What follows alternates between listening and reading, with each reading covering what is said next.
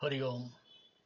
আমাদের আজকের বিষয় সমবেত উপাসনার বিভূতি ও সমবেত উপাসনার প্রকৃত তত্ত্ব। শ্রী শ্রী বাবামণি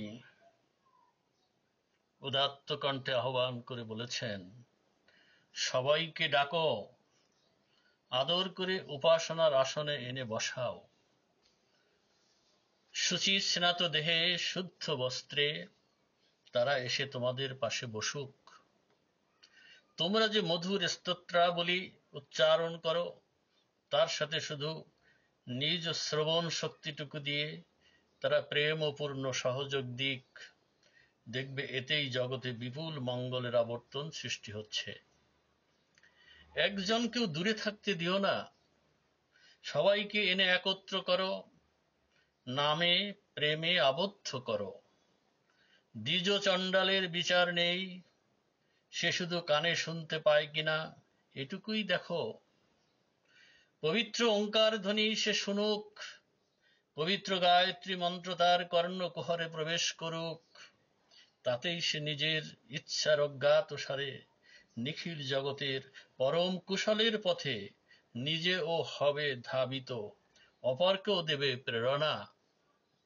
সমবেত উপাসনার এইটি হচ্ছে একটি অত্যাশ্চর্য বিভূতি। সকলকে লইয়া ঈশ্বর দর্শন এই সমবেত উপাসনার আরেকটি জ্বলন্ত বিভূতি।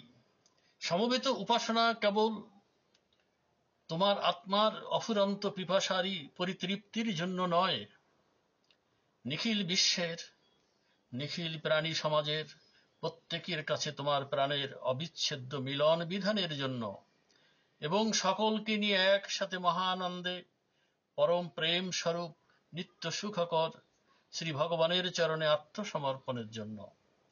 একা একা তাকে পেয়ে প্রাণে আর কতটুকু সুখ, কতটুকু তৃপ্তি।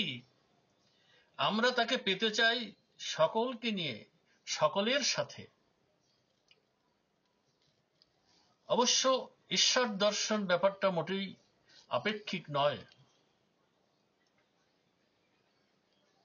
আর আমার ঈশ্বর দর্শন অপরের দর্শনের অপেক্ষায় দিন, মাস, বৎসর দেরি করতে পারে তাও নয়।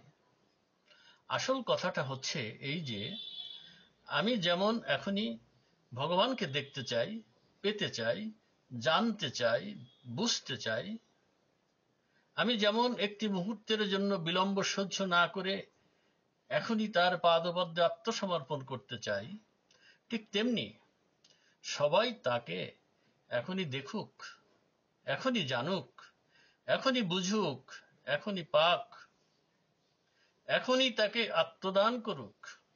এই প্রার্থনাটা আমার অনুক্ষণ মনোময়, প্রাণময়। এই হলো সমবেত উপাসনার প্রকৃত তত্ত্ব। হরি ওম, হরি ওম, হরি ওম।